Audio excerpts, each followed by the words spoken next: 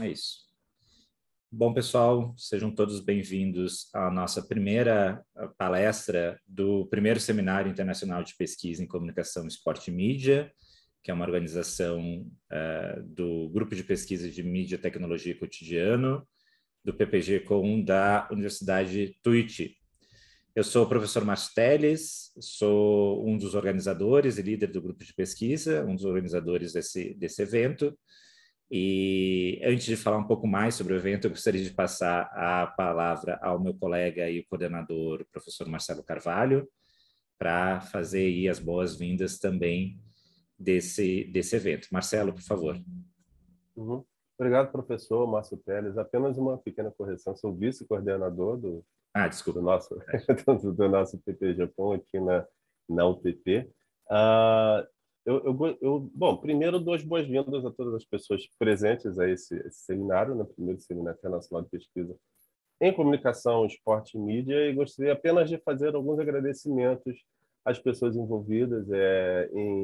Antes de tudo, saudar o professor Márcio Teles pela excelente iniciativa e saudar também os grupos de pesquisa envolvidos nesse seminário, do qual o professor Márcio Teles faz parte, que ele acabou de citar agora.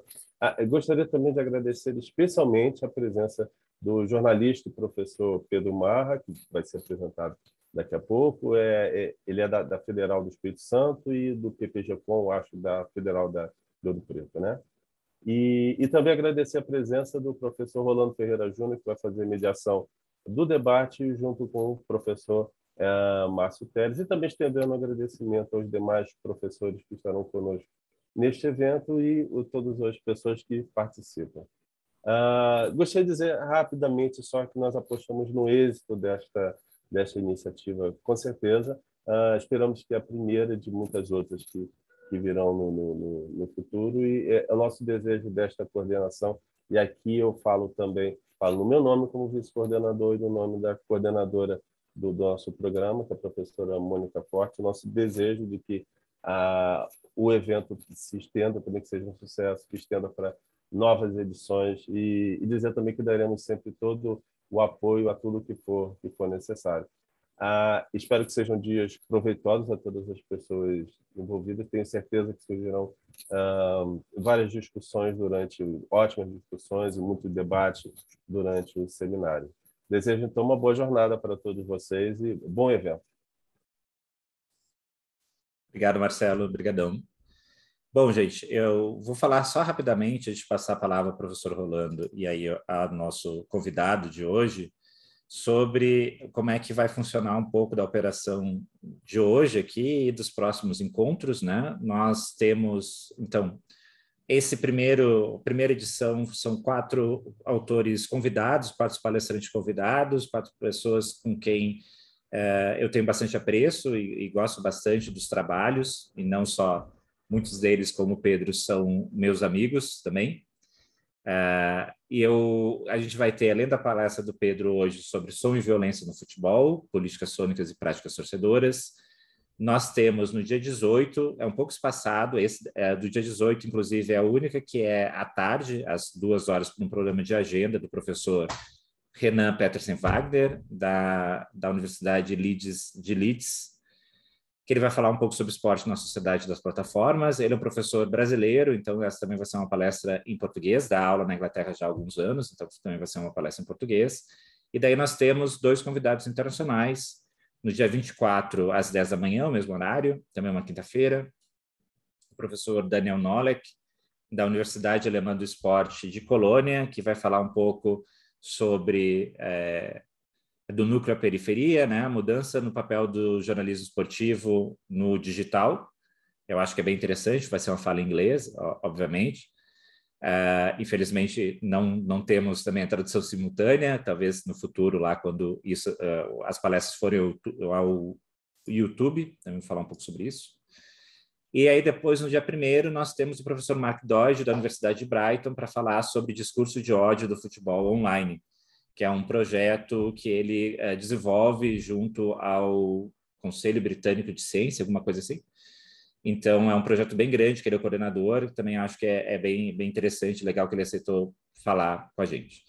Bom, Como eu falei, estamos gravando todas as apresentações, a gente vai depois disponibilizar no canal, vou botar o link aqui do canal, eu acabei de criar o canal do que eu chamo de um grupo ou núcleo de pesquisa, né? Enfim, eu sou líder do grupo de pesquisa Mídia, Tecnologia e Cotidiano, e dentro desse grupo eu tenho um núcleo também de pesquisa que eu chamo do GPCEM, né? Que é o Grupo de Pesquisa em Comunicação, Esporte e Mídia, que dá, inclusive, nome a esse seminário, né? Que é um grupo que eu estou, inclusive, tentando montar. Os interessados em estudar comunicação e esporte, depois a gente pode trocar alguns e-mails também, mas eu vou botar o link aqui de onde vai ficar as palestras. Já tem lá a fala que nós fizemos em agosto com o professor Fernando Borges, de Coimbra, e a Ana Carolina Vimieiro, da UFMG. Já botei lá online, e aí depois todas essas falas também vão ficar disponibilizadas lá conforme elas forem acontecendo, né?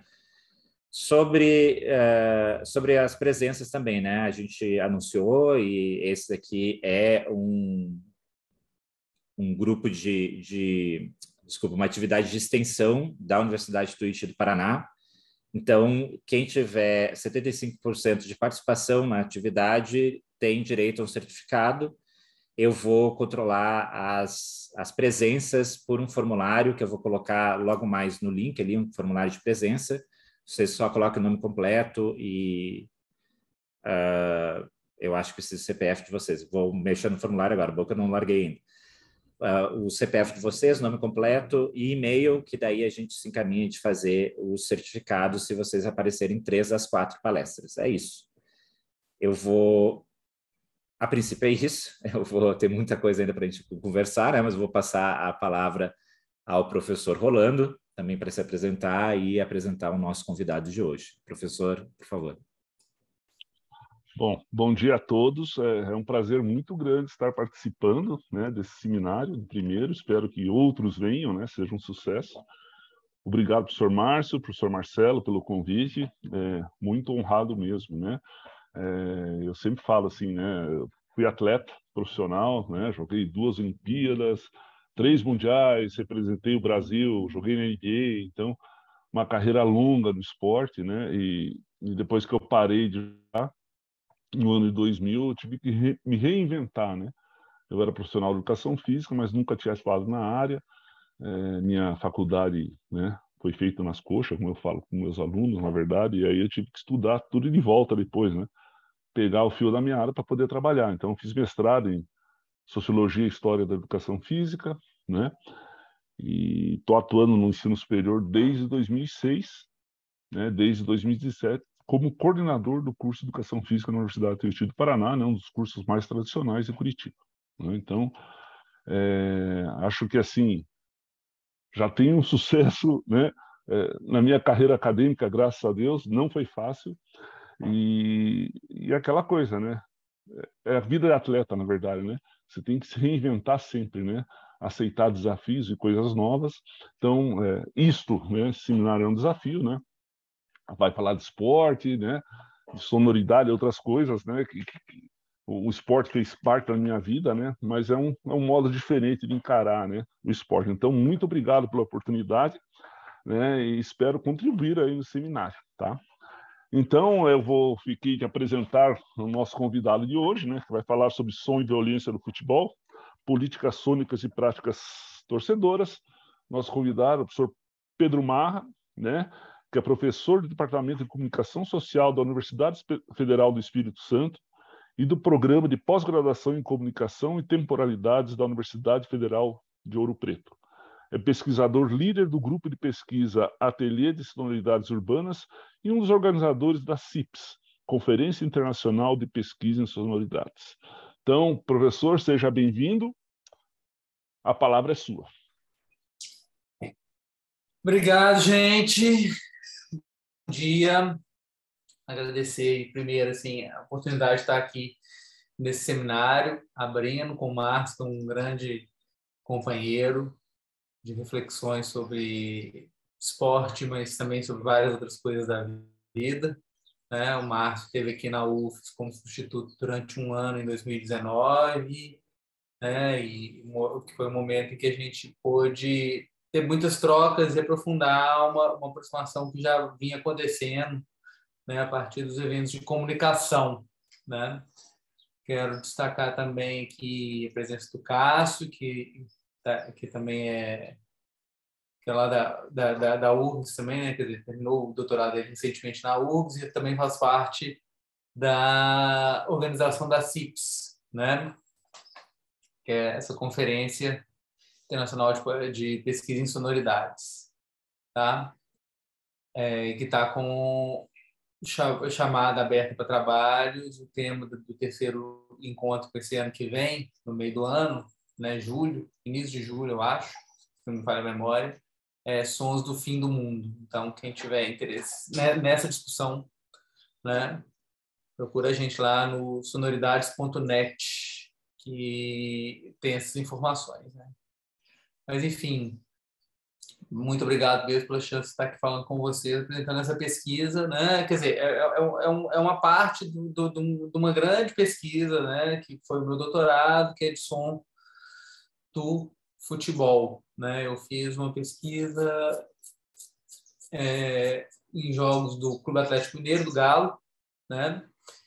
E, enfim, eu venho desde 2008, 2009, né? Pesquisando isso, acompanhando, gravei o estádio entre 2011 e 2015, né? Assim, todas essas coisas, então, que vou mostrar aqui, fazem parte disso, mas sempre tem também essa apresentação especificamente é sobre expandindo uma parte da pesquisa que não deu muito para eu contemplar durante o doutorado, né? E já pensando numa estruturação do livro, de um livro a partir da tese de doutorado, né? E tudo mais, né? Algo que eu venho já fazendo há algum tempo, eu preciso de arrumar um tempo de fechar isso mesmo, né? Mas enfim, né? Eu quero começar mostrando aqui uma coisinha, tá? Que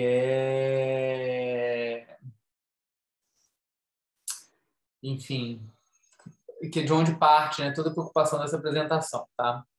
Então, vocês estão vendo aí, imagino, né, uma página de busca do YouTube, né? Eu fiz essa busca, né? Torcidas do mesmo time que brigam entre si, né? E aí eu achei alguns vídeos, poucos, tá? Poucos vídeos, né? Uma busca mais ampliada, né? Não só no YouTube, mas por textos jornalísticos também. Eu acabei chegando, por exemplo, nessa matéria aqui, que está abrindo, né? Torcidas organizadas do Atlético são punidas por causa de briga em clássicos. Em clássico, né? Então são duas torcidas do Galo, Galocura e Esquadrão Atleticano, que brigaram entre si em 2011, tá? Então não é uma coisa assim, é uma coisa recente, mas não é tão recente assim, essa coisa de brigas de torcidas do mesmo time entre si, né? Mas em 2011, num jogo contra o Cruzeiro, na Arena do Jacaré, que é em Sete Lagoas, não é? Isso aconteceu quando tanto o Mineirão quanto a Arena Independência estavam sendo reformadas para a Copa do Mundo. E aqui tem um videozinho rapidinho, só para a gente ver, que lista algumas torcidas do mesmo time que brigam entre si. Torcida organizada, chega de violência, já virou palhaçada. Olha, torcida organizada, chega de violência, já virou palhaçada. Voltamos novamente, só pra poder falar. Ricardo e o Reginaldo, vem pra desabafar. Pedimos a vocês, me escute por favor. Torcida organizada, pare de botar terror. Sou MC Ricardo, 100% funkeiro. Sou primeiro comando, Zona Leste, eu sou Cruzeiro. Eu sou o Reginaldo, eu confio em Deus, sou forte. Eu sou da Galocura, 100% Zona Norte. Domingo tem festa, eu vou pro Mineirão.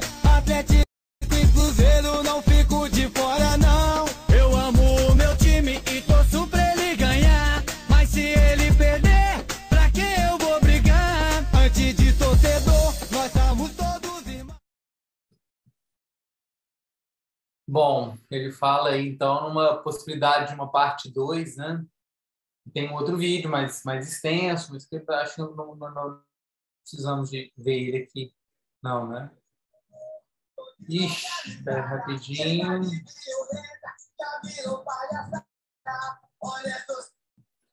Né? Começou a tocar outro vídeo aqui na sequência, para não pausa. Né? Então, a gente tem aí uma lista de organizadas do mesmo time que brigam entre si, né? E esse é um assunto que, pelo menos na literatura sobre esporte e torcida, né, no Brasil, a gente não vê muito essa questão como colocada, né? Na verdade, no meu mapeamento, eu só achei um trabalho de um cara que é argentino, ou está ligado a uns grupos de pesquisa argentinos, né, falando sobre brigas de torcida do Atlético Goianiense, né? E na Argentina a gente tem mais, né, estudos sobre isso, né?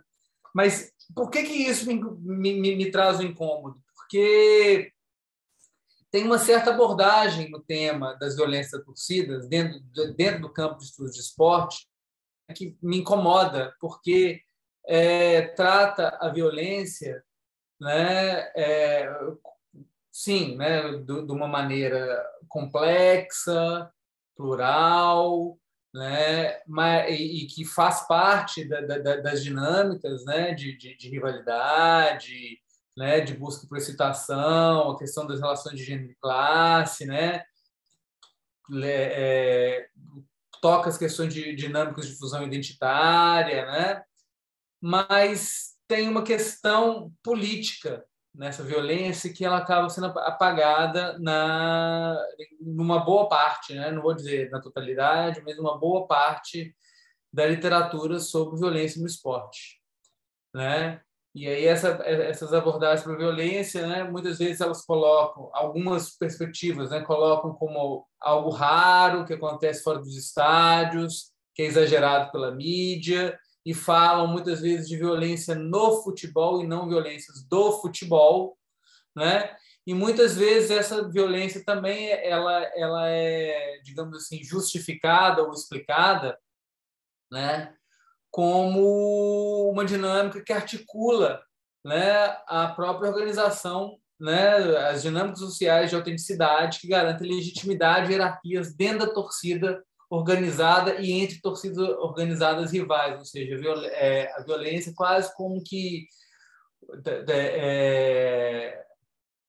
vamos dizer assim, medalhas de honra, né, aí dentro das torcidas e tudo mais, o que não deixa de ser verdadeiro, né? Mas ao mesmo tempo, todas essas perspectivas elas costumam tratar, né, a violência como uma questão a ser enfrentada, né? E ela é tratada como um tema ou como um motivador da política, né? E nessa dinâmica, né, de tratar a violência como um tema ou um motivador da política, e a política é entendida como política no nível macro, política também entendida aí como formação de alianças e consensos, institucionalização de movimentos sociais, né, políticas públicas de combate à violência, né? Mas ao lidar com a violência dessa forma, muitas vezes acaba se apagando ou escondendo, né, motivações políticas da violência no esporte, né? E aí, né, eu estou tomando política não para além, assim, claro, que também tem a ver com dinâmicas de formação de alianças, consensos, né, institucionalização de movimentos sociais, políticas públicas e tudo mais, mas tem outra dimensão da política que é essa do dissenso e do conflito, né, que animam as disputas entre agentes envolvidos numa prática cultural, numa prática social específica, né, as disputas que eles têm em torno de recursos e direitos necessários para a prática, né? E aí, nessa segunda acepção, né, da política, né, a violência pode ser compreendida, então, como um meio para a política, né? Digamos assim, né? grosso modo, né? E acho que a gente vai falar disso um pouco também, mas quando, digamos assim, né, quando teve aquele caso lá ano passado, né, da Super League, né, na Europa, né, e quando os torcedores de diversos times se unem para protestar e invadem um estádio e quebram uma cadeira e tudo mais, né, tem uma dimensão, né, né, nessa invasão e nesse quebra-quebra, né, que é violento, mas que é de uma violência que é insurgente e que está reivindicando direitos, né, na verdade. Né? Eles estavam falando assim, não, peraí, que Superliga é essa que não tem critérios esportivos, né? E isso está completamente fora do que é o nosso próprio sistema de valores do esporte, né? Então, invadir o estádio, né, é uma forma de violência, sim, mas é um meio para essa luta política para contestar essas formas, né, de expropriação capitalista do esporte ou de exploração capitalista do esporte apenas por uma lógica neoliberal e de lucro, né? Mas, pois bem, para entender, então, o que é violência, né, também, porque uma das questões com relação ao sistema de violência é que muitos trabalhos colocam a violência também como algo necessariamente negativo, né? Assim, a gente tem a própria percepção de Foucault de que a violência tem política, né, digamos assim, né, quando a política está suspensa, que você tem violência, né?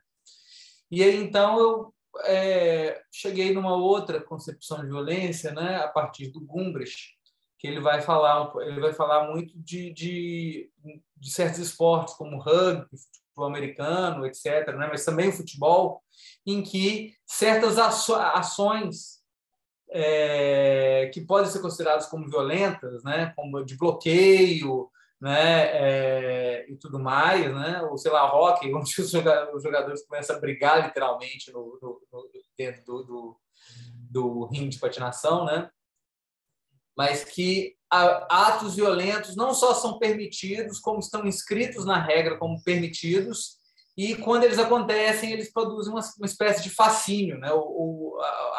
Os torcedores vibram com isso. Por exemplo, quando tem um bloqueio no rugby, né? E tudo mais, né? Bem, então, a partir disso, ele vai definir a violência como todos os atos e formas de comportamento que ocupam ou bloqueiam o espaço por meio de corpos contra a resistência de outros corpos, né? Ele está falando muito de uma perspectiva estetizante do esporte, ou da experiência, né, de estética, né, em relação ao esporte, mas, nesse caso, a violência está inscrita em dinâmicas onde você tem disputa, né, conflito, e etc, né? Que é um pouco disso, né? Corpos que se chocam, corpos que ocupam um espaço para que outros corpos não também ocupem, né? Tem uma dinâmica aí de domínio do espaço que é importante aqui, né? E que eu acho que ela pode ser levada para outros campos, para o campo da política especificamente, né? Para pensar a violência como meio, né, de resolução de conflitos em conflitos que o diálogo, o consenso e tudo mais já não dão conta, né, desses conflitos, né? E aí, então, eu evoco alguns autores, né, também, né, que vão lidar com essas questões, né, alguns autores clássicos, né, a gente tem o Pierre Clastres, por exemplo, né, que é um antropólogo, etnólogo que estudou sociedades ameríndias, né, na verdade, alguns grupos guaranis, se não me engano, né, que tem uma coisa de violência muito grande, né? Um dos grupos que ele fez a etnografia dele, que gerou o doutorado, é um grupo que eles se vingam até dos trovões, né? Para ter uma ideia de como a coisa são, né? Como a coisa é, né? E para o Pierre Clastres, né, a violência ela é um meio de controle social, né? E aí a tese que ele vai defender, né, é a de que nas sociedades modernas, né, você tem o Estado como detentor da violência legítima, né? E o Estado detém a violência legítima e acessa essa violência legítima por meio da polícia, por meio da justiça, etc, etc, etc, né? Para manter uma ordem social baseada na desigualdade de acesso a recursos materiais, né? Enquanto isso, nas sociedades ameríndias, né, a violência não é um resultado de trocas sociais ou econômicas mal sucedidas, mas a violência é um meio a partir do qual os indivíduos impedem a produção de desigualdades, lançando mão da guerra, né, numa situação que ele coloca de sociedade contra o Estado. É o seguinte, né, assim, as dinâmicas sociais têm trocas. Assim que um indivíduo dentro da sociedade começa a acumular recursos, a acumular poder, a acumular instâncias de domínio sobre os outros, toda a sociedade se junta e insurge contra ele para impedir que esse cara se torne o chefe ou uma espécie de autoridade, né? Ele, inclusive, fala que em muitas sociedades ameríndias o chefe está lá,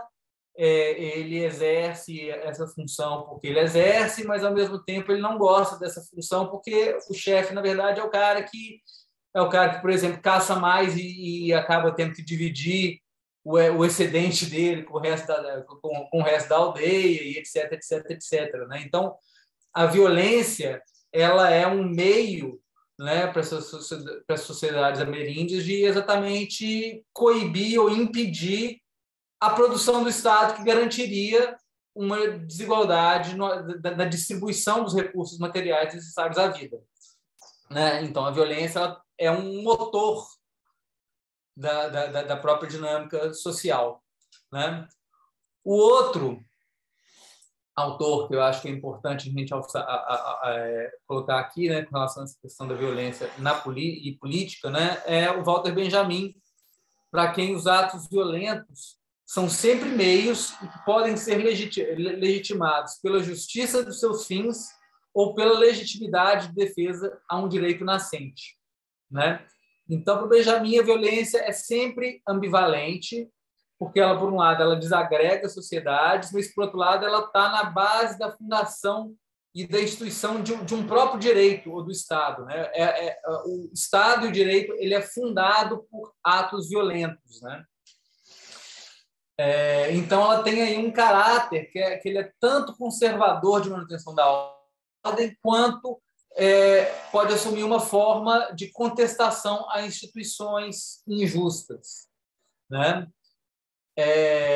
Então, o que é interessante, né, nessas perspectivas é como a violência emerge como um meio de constituição ou contestação de relações de poder e de hierarquias, bem como ela pode ser aqui acessada, né, como um meio para superar impasses que não necessariamente passam pela negociação, pelo diálogo, pelo consenso, né?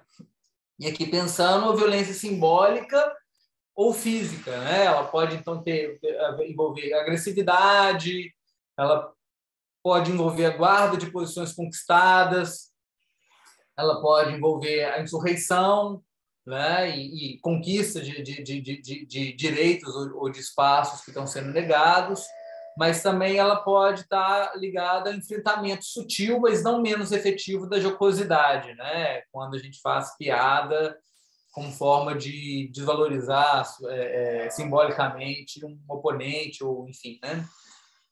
A violência, então, ela torna-se política quando ele é acionada em disputas, dissensos, conflitos e outras relações de poder, que não são passíveis de equacionamento por meio de acordo ou diálogo, né? É um pouco, eu estou pensando por esse lado, né? Pensando, então, a violência como forma de disputa, né, na sociedade em torno de meios, né? Em torno dos meios para a produção da vida, né? Digamos assim. Né? E o som, né, ele é um campo muito importante para a gente perceber essas dinâmicas violentas de disputa, porque o som, né, ele ocupa espaço e ele invade os espaços, e por isso ele tem sempre uma dinâmica violenta. Né? Não sei se tá bem, vocês estão escutando aí agora, mas o meu vizinho aqui do lado está fazendo uma obra, está tendo uns barulhos gigantescos aqui de furadeira, martelo, marreta e tudo mais, né? E assim, se a gente estivesse fazendo essa fala aqui, todos nós presentes, definitivamente o som do vizinho ia violentamente ocupar o espaço aqui da minha fala, ia dificultar o espaço da minha fala, né? Ia invadir o espaço do nosso evento aqui, do nosso seminário, né? Então, nesse sentido, o som ele tem um caráter violento porque ele ocupa espaço, e ele ocupa espaço de uma maneira que ele bloqueia a existência de outros sons na área em que ele ocupa, né? Basicamente, existe um fenômeno que chama mascaramento, que diz o seguinte: quando você tem dois sons que ocupam mais ou menos a mesma faixa de frequência do espectro audível, né? Que eles estão tocando ao mesmo tempo, eles estão soando ao mesmo tempo no espaço, né? O som mais intenso mascara o som menos intenso, né? Então, a gente sempre vai escutar um som mais intenso do que um som menos intenso que ocupa a mesma faixa do espectro audível. Então, você tem dois sons graves, ou dois sons agudos, ou dois sons médios, mais ou menos na mesma frequência, a gente sempre vai escutar mais o mais alto. Esse, inclusive, é um dos princípios que está por trás do algoritmo que faz o encoding de MP3. Né? O algoritmo do MP3 ele faz a leitura do arquivo de áudio, vê quais frequências que estão mascaradas, e as frequências que estão mascaradas ele simplesmente joga fora, não transforma em dado. E aí o cérebro vai recompor essa informação que estaria faltando, mas é também informação que a gente não escuta, digamos assim, ou não discerne como informação. Né? Então, o som tem sempre essa dinâmica, e essa dinâmica ela é ainda mais presente em sons hipersensórios, né? Onde eles estão atiçando a sensorialidade de maneira muito intensa. Então, são sons muito intensos, né? Sons muito graves, sons muito agudos, sons muito acelerados, né? Ritmos muito acelerados, ou ritmos muito marcados, ritmos muito cadenciados. Né? Eles têm essa dinâmica ainda mais violenta, porque elas, inclusive, sons nessas condições, eles costumam ter um aspecto de suspensão, né? Da cognição e da produção de sentido, né? Aquela história, né? Assim, explode um fogo de artifício do seu lado, você simplesmente assusta, né? Ou, sei lá, um carro passa muito perto de você zunindo e você pula para trás, né? Assim, quase que irracionalmente. Né? Então, o som tem essas dinâmicas que são violentas no nível do somático e do corporal. Né? E aí é muito interessante a gente perceber isso, né? No campo dos estádios, né? Porque as torcidas, né, elas ocupam os espaços da arquibancada, né, do estádio, por meio de faixas, bandeiras, mas também, sobretudo, por meio do som, por meio das músicas, dos cantos, dos gritos de guerra, das palavras de ordem. Né? Elas ocupam, elas criam o território delas, elas, inclusive, de certa forma, delimitam o espaço delas por meio do som.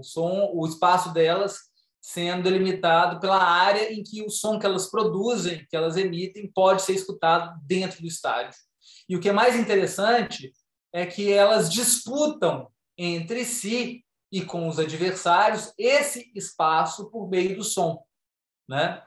De tal forma que o objetivo é cantar o mais alto possível para que você tenha o domínio do espaço sonoro do estádio, fazendo com que os outros cantem junto com você e absorvendo ou impedindo que outros cantos sejam também escutados, né?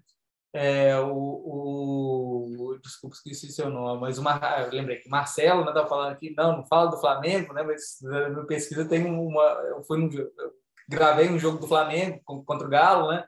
E tem um determinado momento em que o jogador do Flamengo acerta a trave do Galo, né? E aí a gente vê brevemente a torcida do Flamengo gritando, cantando uma música do Flamengo, né? Imediatamente a Galoucura, que é a torcida organizada do Galo, começa a cantar mais alto do que estava cantando para bloquear o som da torcida do Flamengo, né? E impedir que seja escutada a torcida do Flamengo, ou seja, para tomar posse do espaço, né? Mas ao mesmo tempo as torcidas elas disputam entre si quem vai fazer todo mundo cantar a mesma música, né? E para isso elas precisam de ser ouvidas por todo mundo, né? Quem canta mais alto, de certa forma, garante uma certa legitimidade frente aos outros torcedores, né?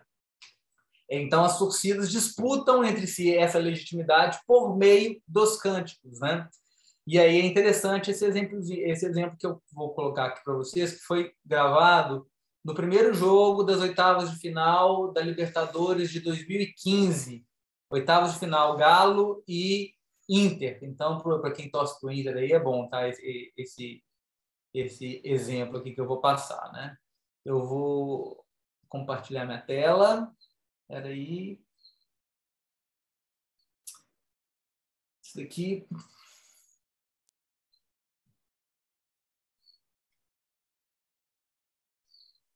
Um momentinho só. Essa aqui mesmo.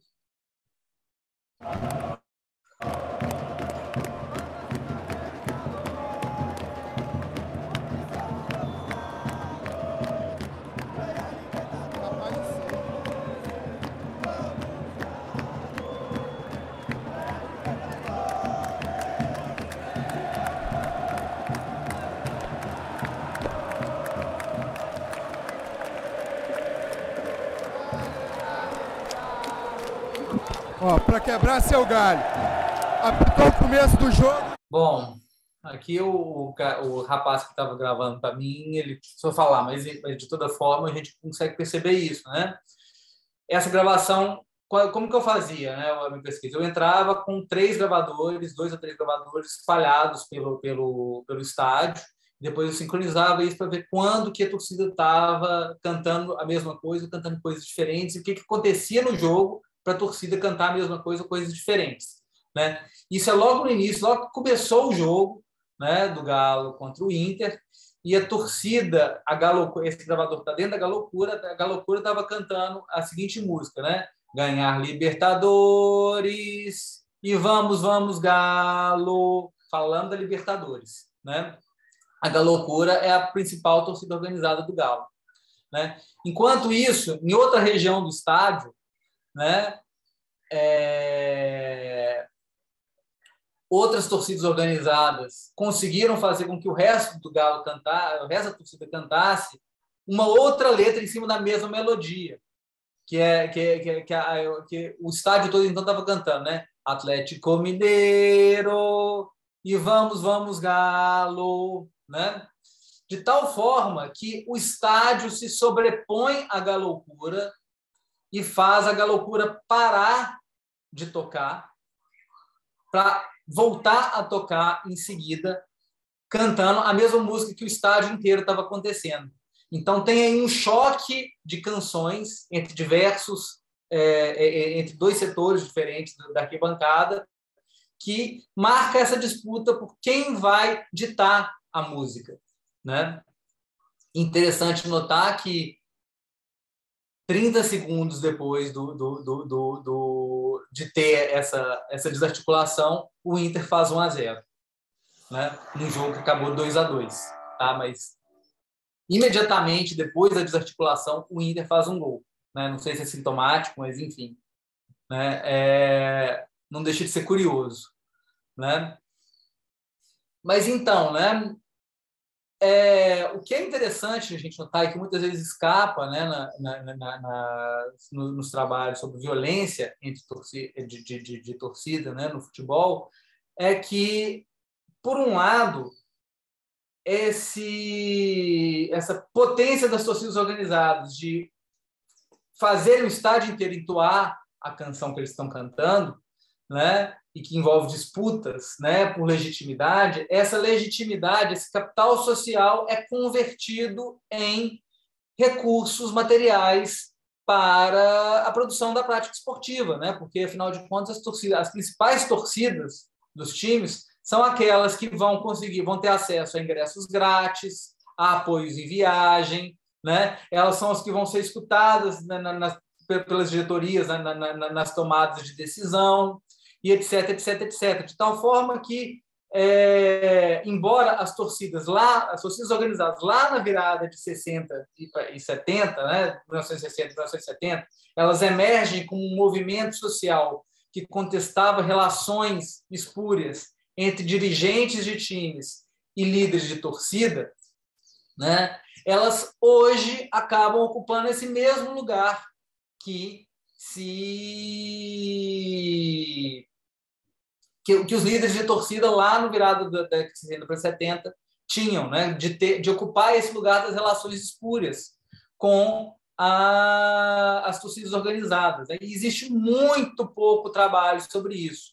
O único trabalho acadêmico, efetivamente, que eu encontrei, né, foram dois. Um que foi um livro-reportagem de graduandos orientados pela Ana Carolina Vimiero, que conta um pouco a história dessas lutas, dessas brigas, né, entre torcidas em Belo Horizonte, né?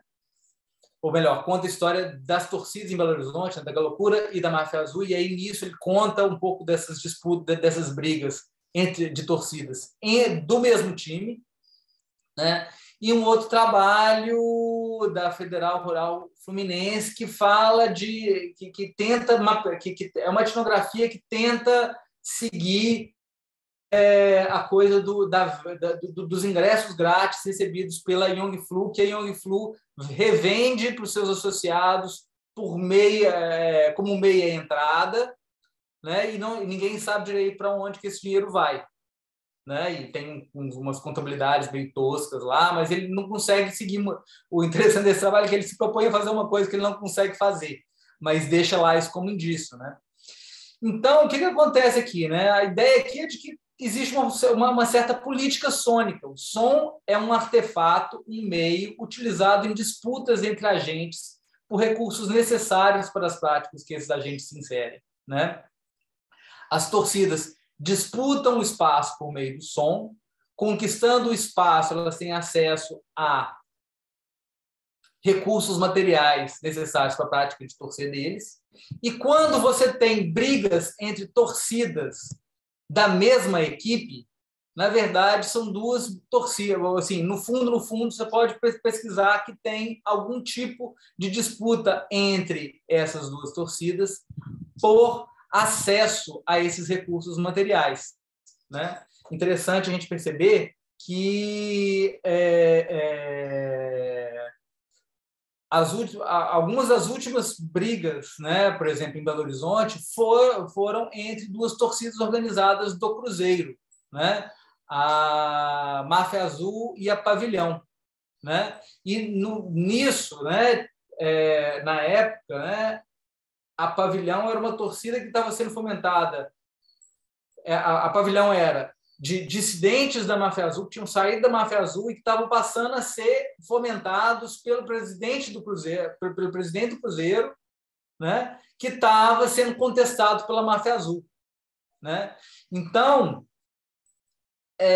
sempre que você vê uma torcida cantando contra uma torcida do mesmo time, uma outra torcida do mesmo time, ou tentando invadir o espaço da outra por meio de som, isso é um indício de algum tipo de disputa política no seio da política dos clubes, da política interna dos clubes, né, por acesso a esses recursos materiais, né? Assim, o som ele se torna, então, uma porta de entrada para a gente pesquisar essas questões que muitas vezes são complicadas de ser acessadas pela pesquisa, né? E fica um pouco essa pergunta, né? Assim, né? Até que ponto as torcidas organizadas hoje não assumem aquela antiga relação clientelista, né, com os dirigentes que elas buscavam superar lá atrás, né?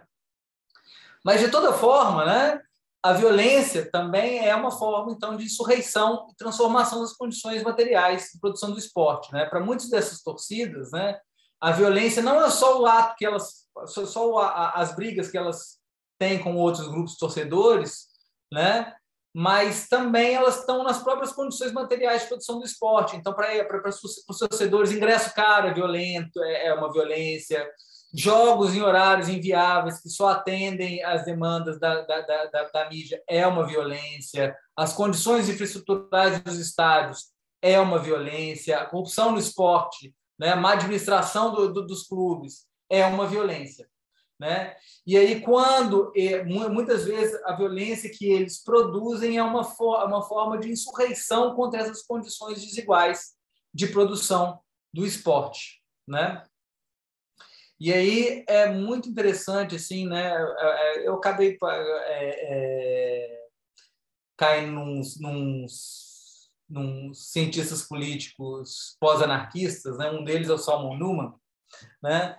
Que vai advogar, né, um pouco, vai argumentar que o modelo vanguardista jacobino de revolução ele não é mais sustentável, né? Aquele modelo de que a revolução é entendida como um evento que rompe com o controle do Estado e que muda tudo, né? Na verdade, ele vai perceber muito mais a revolução, muito mais como multiplicidade de espaços de autonomia e insurreição, né? Espaços de autonomia e insurreição são aqueles que estimulam formas alternativas de vida, novas relações, novas intensidades, né? E que podem ser criados e defendidos em confrontos com o Estado.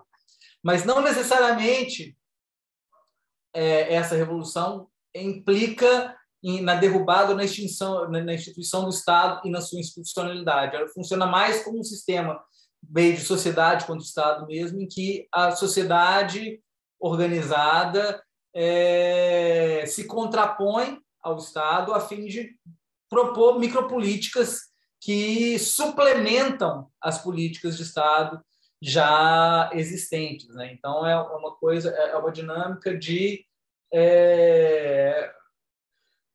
pesos e contrapesos, de alguma maneira. A sociedade se viu atuando também como uma forma desses pesos e contrapesos, né?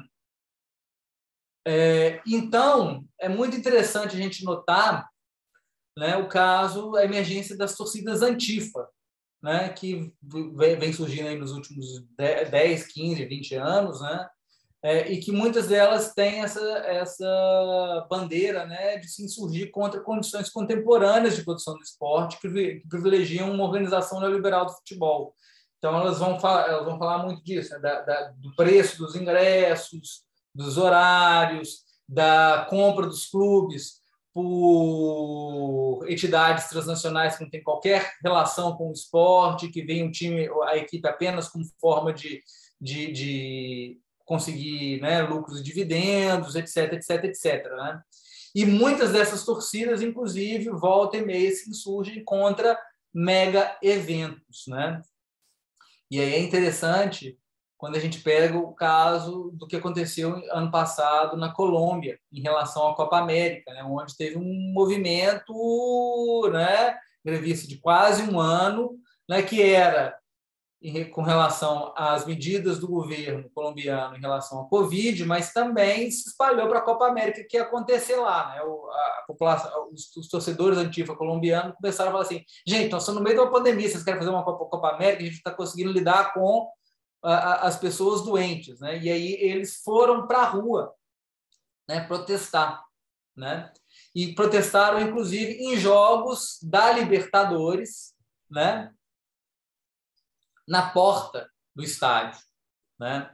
Esse exemplo que eu vou mostrar para vocês agora é um vídeo mostrando esse protesto num jogo da Libertadores, da primeira fase, do Galo contra o América de Cali. Tá? Um momentinho só. Compartilhar a tela.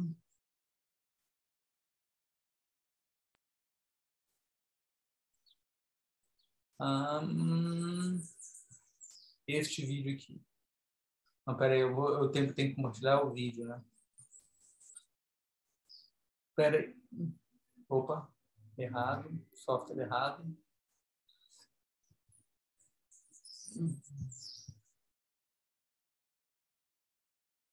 E dentro de instantes, América de Cali e Atlético Mineiro pelo Grupo H. Um momentinho só, tá? Agora eu vou compartilhar o lugar certo.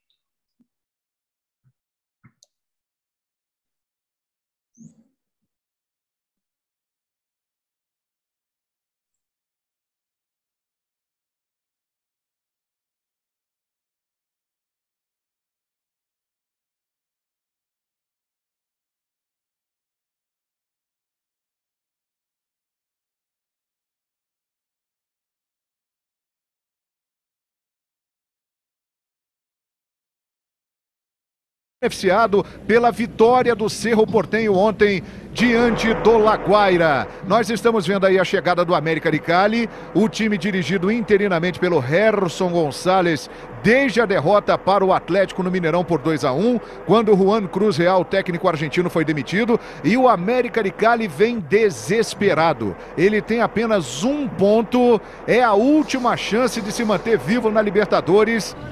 E os jogadores, inclusive, já começam a sentir ali o efeito do gás lacrimogêneo, hein? Ó. Aí a bola aqui na ponta, Tietê, Nacho pro Hulk, na cara do gol, rolou fraquinho! Faltou força pro Hulk, por incrível que pareça. O Hulk tocou fraco na bola e o Graterol defendeu e o Hulk de novo de joelhos. Que situação, hein, gente? É isso. Quer terminar o primeiro tempo? Então vamos terminar. Toca a bola aqui, toca a bola pra ali. E o primeiro tempo vai terminar já já. Pois não, Simão? João, isso aí é patético, olha aí. Cenas lamentáveis, explosões o tempo todo, olha só.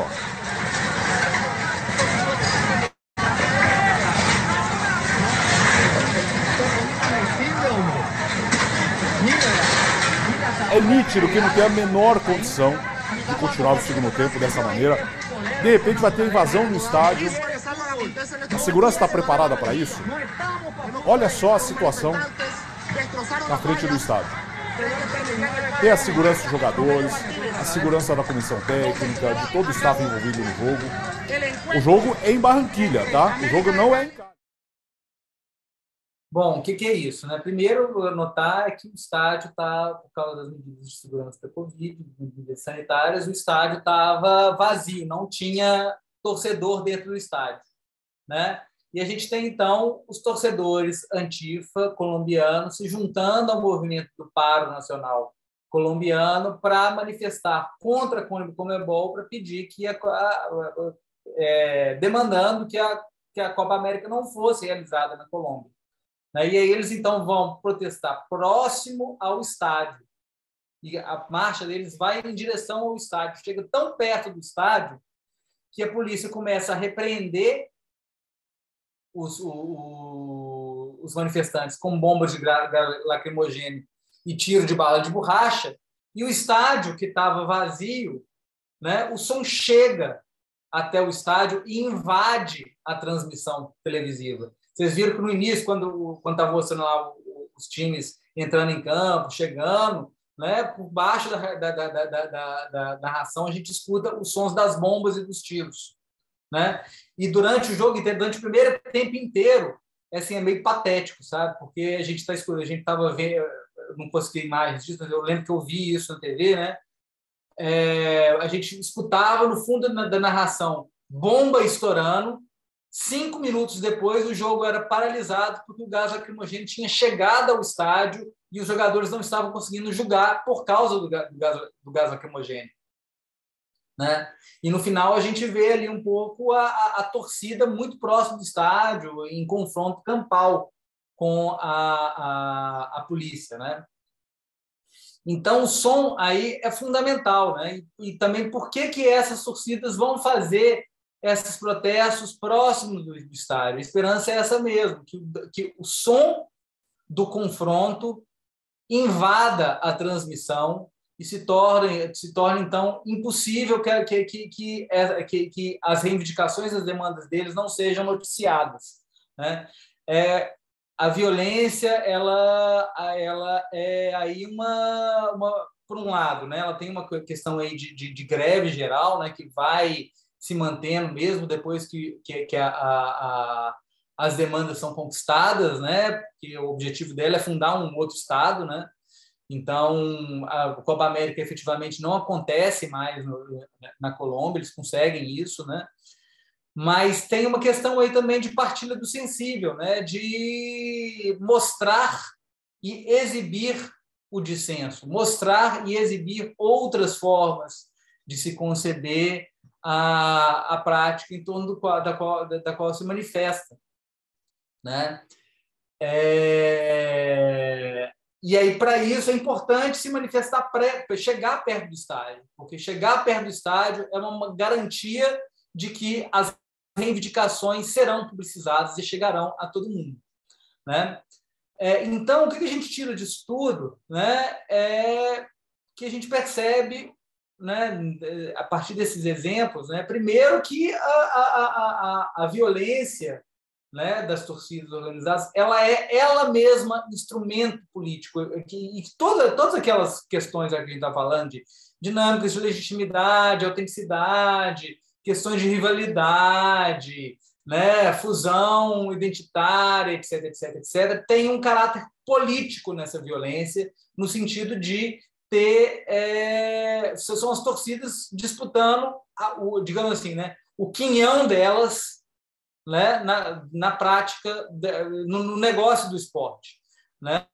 E que, apesar do quinhão deles ser pequeno, não deixa de ser uma prática o que pode chamar de corrupta ou injusta, ou que mantém as desigualdades de distribuição desses recursos materiais para a produção do esporte, né? E aí, nisso, o som ele aparece como um campo para se detectar e investigar dinâmicas de violência política que muitas vezes são difíceis de se pesquisar, seja porque envolvem aspectos sensíveis do esporte, seja porque envolvem um tipo de comprometimento do pesquisador, que pode até dificultar a circulação dele, né, na entrada e circulação dentro do campo de estudos mesmo, etc., né? E essas políticas sônicas, né, elas mostram que o som é um campo privilegiado para compreender essas disputas e conflitos que articulam a produção do esporte com prática social, né? Mais do que prever aqui se essas lutas empreendidas por torcedores serão sempre bem-sucedidas, se são sempre eles os protagonistas dos processos que brecam em posição de interesses estritamente econômicos do esporte, se eles aniquilarão pretensões neoliberais mercantilizadas do futebol, ou se esses torcedores emergentes vão manter o seu caráter revolucionário, se sucumbirão, né, a relações espuras com os dirigentes do esporte, né? O som evidencia essas disputas que muitas vezes elas são visibilizadas pela própria espetacularidade, pelo próprio caráter espetacular que a violência, né, no esporte ela assume. Mas, na verdade, temos aí motivações que estão ligadas aos próprios meios de produção material do esporte, tá? É isso, acho que a gente falei aqui bastante, vamos deixar um pouquinho também para a gente discutir. Obrigado, gente. Legal, Pedro. Obrigadão. Obrigadão pela fala. Sempre acho o seu trabalho bastante interessante. Acho que é legal a gente poder discutir também essas questões de torcidas. Pessoal, se tiverem questões, perguntas para o Pedro, a gente tem aí mais uma horinha para o nosso debate, já temos uma ali, e do Eduardo. Se também se sentirem à vontade de mandar pelo chat, ou se quiserem abrir as câmeras e fazer a pergunta diretamente para o Pedro, também estão abertos, estamos ter essa possibilidade. Eu tenho perguntas, mas eu acho que eu vou começar pela do Eduardo, que eu gostei ali da questão, né? Quando a violência está nas regras de determinados esportes, você acredita que isso acaba diminuindo a violência nas arquibancadas devido à satisfação por parte dos torcedores? Acho que é uma boa questão, hein? É uma boa questão. É uma boa questão. E eu acho que não necessariamente, porque você acha que, sei lá, né? Assim, né? Talvez o Rolando, que teve nos Estados Unidos, pode falar disso melhor, mas eu imagino que, por exemplo, esportes em que a violência está escrita de uma maneira muito peculiar e importante dentro da própria regra. Futebol americano. Né? No futebol americano, hockey, boxe, UFC, né? O Eduardo está falando aqui, né? A violência está ali inscrita, mas o que o torcedor tem para reclamar com relação às condições materiais desse esporte? Ele provavelmente está indo em estádios confortáveis, assistindo jogos em horários que são viáveis, que não vão atrapalhar a ida deles, a volta deles para casa, o dia de trabalho no dia seguinte, né, etc, e etc, etc, né? Eu acho realmente que a violência entre torcedores, né, e mesmo a questão da busca por excitação e até o relatório lá que o pessoal lá ligado ao Elias, como é que chama? Esqueci, eu sempre me falo o nome deles. Mas, enfim, o pessoal lá da Inglaterra, que estava pesquisando lá, o Quest for Excitement, né? Quando o relatório deles de propostas, né, é muito... O que foi feito, né, na Inglaterra também para o Elias e a equipe dele, né? Mas passa muito por isso, por melhorias também das condições de esporte, né? E que elas retornam como violência quando essas melhorias impactam depois nos preços de ingresso e na mercantilização do esporte, né? O Duning, etc, etc, etc, né? Então, sim, tem uma questão aí da excitação, mas é a excitação que também ela não é eu não consigo entender isso como mero hedonismo, entende? A violência a violência da torcida, eu acho difícil comprar a hipótese de que é mero hedonismo. Ela tem um fundo insurgente. Ela está, de alguma maneira, questionando as condições de produção do esporte. Então, se a torcida é violenta, como era violenta na Inglaterra na década de 80, porque os estádios eram medievais. Sabe?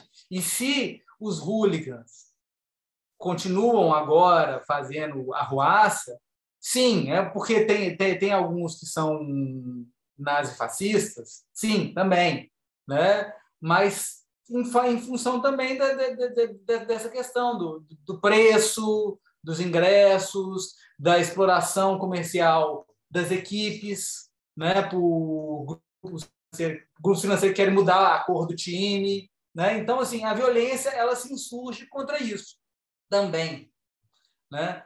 Então, talvez esses esportes onde está inscrita a violência nas regras tenham menos casos de violência entre torcedores, porque, afinal de contas, sei lá, eu não tive... Eu passei um tempo no Canadá fazendo sanduíche, eu não consegui ver um jogo de hóquei. Muitas pessoas me falaram para ir, mas os jogos de hóquei em Montreal, onde eu estava, aconteciam numa arena super moderna, confortável. Você chegava, assim, você não passava raiva para entrar, você não passava raiva para sair, você não pagava os rios de dinheiro, o jogo era você tinha transporte público para voltar para casa, entende? Então, assim, eu vou ser violento para quê? Eu estou aqui para curtir o espetáculo, percebem, assim? Então, eu acho que é impossível dissociar a violência de torcidas com certas insurgências, ou pelo menos disputas por recursos materiais do esporte. Posso só falar uma coisinha? Claro, por favor. Então, eu não sei, né? Assim, eu estava até comentando antes aqui, né? Antes da gente entrar, que assim, eu passei lá vários anos lá nos Estados Unidos e acompanho o esporte, né? E são muito raros casos de violência, né? E aquelas razões que você falou, né? Lógico, né? As arenas super modernas, tudo.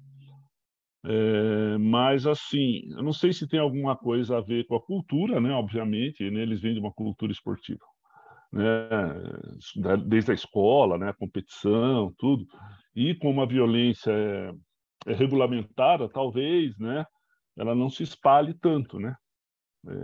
Na torcida. Né? Porque estão dentro das regras, né? Você falou do hockey. Pô, o hockey começa a briga lá na... Eles afastam e deixam se matar os dois jogadores lá. Né? E eu não tenho muito acesso, né? Nunca assisti um jogo de hockey, eu só sei disso, né? Mas também a gente nunca escutou falar de briga de torcida de hockey, os caras se matando como acontece aqui no Brasil, né? Infelizmente, não. Felizmente, né? Felizmente, né? Então, e falando, né, da exploração, né, comercial, né? E, pô, os esportes americanos, business, né? Todos, né? A expansão da NBA ocorreu por causa do dinheiro, né? E todo mundo lá aceita de uma maneira... Isso é interessante, né, de ver, né? E não ocorre esse negócio da violência, né? Muito, muito difícil, né? E aí é uma coisa de se pensar, né? Será que a cultura deles... por que será que não acontece lá e acontece em todas as outras partes do mundo, né? Entendeu? É isso assim, que me deixa assim meio, né, a pensar nisso, né? Pois é, né? Assim, acho que tem essa diferença, né, nos esportes americanos, que é isso, as equipes elas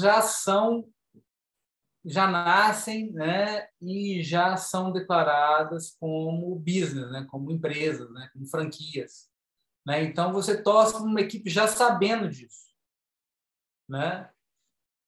Mas eu acho que para além disso, exatamente porque o esporte se assume como espetáculo, como indústria de espetáculo, né? E aí indústria de espetáculo capitalista, o capitalista tem essa coisa do servir bem para servir sempre, né? Sabe? Eu acho que isso é o definidor, na verdade. Se me perguntassem por que torcedor de basquete não briga, porque eles são muito bem servidos, de alguma maneira, sabe assim? No sentido de que, né, as condições para eles verem o jogo e tudo mais. Né? É o que a gente sempre fala, né? O basquete é mais uma coisa no evento, né? Porque não é só o basquete. E não é só o esporte, né, nos Estados Unidos, né? Qualquer esporte, os caras sabem fazer as coisas também, né? Pode ser arrogante, pode ser chato, mas os caras fazem as coisas direitinho, né? Então, o esporte é apenas mais uma coisa. Então, talvez por causa disso, né? Às vezes ele não vai nem lá pelo basquete, ou pelo beisebol, ou vai pelo show que tem no evento, né? Pelo evento, né? Eu acho isso. Se a torcida não é violenta, é porque ela não tem motivo para ser violenta. Sabe? Enfim. Eu ia a gente fazer a outra pergunta ali, nossa grande pergunta do Cássio.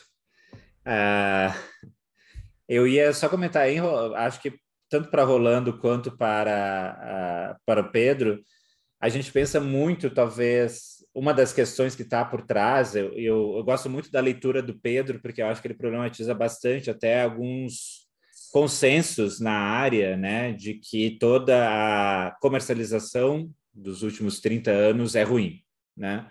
Porque, obviamente, não é, né? Enfim, ela vem... Algumas coisas, obviamente, são ruins, outras coisas, obviamente, são boas. Eu acho que quando você volta lá para a questão da Inglaterra e todo do relatório do Taylor, né? Da condição dos estádios, de como isso era o motivo pela violência, né? Então, que era preciso mudar a maneira como a primeira divisão, na época, né, que virou a Premier League, era jogada. Acho que você volta para um ponto interessante e agora falando dos Estados Unidos, de que, em algumas medidas, a comercialização tem benefícios para os próprios torcedores, né? Acho que isso é um consenso, você bate aí num consenso legal. Mas aí eu também fico pensando que a torcida tem uma questão muito grande em relação à identidade, né? Identitária, as identidades que guiam esses conflitos, né? Identidades que normalmente são pensadas, eu acho que você tem razão que a maior parte da área pensa brigas entre torcidas por identidades diferentes, né? Quem é Grêmio, quem é Inter, quem é Galo, quem é Cruzeiro, né? Quem é Coxa, quem é Atlético e tal, mas não pensa muito a essas identidades dentro da mesma torcida, né? De como essas coisas também são diferentes. E eu acho que eu fico pensando em relação aos esportes americanos, né? E se a gente for pegar as grandes ligas, elas com certeza são muito mais business do que, sei lá, que outra coisa que eu posso dizer, como se esportes não fosse business, também mas enfim, são muito mais business. Mas eu me pergunto se na NCAA e nas questões dos universitários, nos esportes universitários, em que às vezes o paralelo é mais em relação às torcidas, né? As torcidas são mais fortes, aí as identidades são mais fortes porque são mais vinculadas tanto à região quanto à mesma formação, né? Aos alunos, né? Enfim, aos ex-alunos de uma certa instituição. Se nesse nível não há violência muito semelhante com o que há fora do Brasil, né? Enfim, fora dos Estados Unidos, né? O resto do mundo, essa violência que a gente vê no futebol, se a gente não veria no esporte universitário também um pouco dessa violência que talvez seja inerente ao esporte quando ela entra nessa questão da identidade. Aí eu acho que é uma pergunta mais pro Rolando também, talvez, do que para o Pedro, mas enfim, o que vocês acham disso? Tem algum paralelo aí também? Sobre essa questão das transformações, né, no futebol a partir da mercantilização dele, né, acho que é um pouco isso mesmo. Foi sobretudo de pensar que tem um caráter ambivalente, né, porque essa capitalização do esporte que melhora as condições do estádio, por exemplo, que eram medievais, né, mas é ela também que encarece os ingressos, é ela que coloca dirigentes que sem qualquer tipo de história e tudo mais. Então, acho que é preciso preciso entender que, por um lado, né, assim, aí a minha posição é um pouco assim, né, um pouco essa, tipo, que os ganhos, digamos assim, que os processos de mercantilização tem do esporte, produzem para o esporte, para o torcer, tem muito mais a ver com ganhos civilizatórios do que propriamente a ver com a exploração econômica do esporte. Mas eles vêm junto, né? Porque, afinal de contas, esses ganhos civilizatórios são também fundamentais para que a máquina capitalista gire, né, de uma maneira bem azeitada, aí no caso, né? Mas, de toda forma, realmente, assim, o que não dá é o que a gente escuta às vezes, né? Que bom era antigamente quando o pessoal da arquibancada jogava copo de xixi do pessoal da geral. Não dá, né? Aí não dá, né? Assim, a violência era também por causa disso, né? Uhum. Aí você falando agora essa questão das identidades, né? E aí tem sim essa questão da rivalidade, que eu acho que é super importante também para pensar a violência, né? Mas o que me parece é que o tipo de violência engendrado por questões de identidade, disputas identitárias entre equipes de times diferentes, ela é muito menos sistêmica e muito menos imbricada com essa questão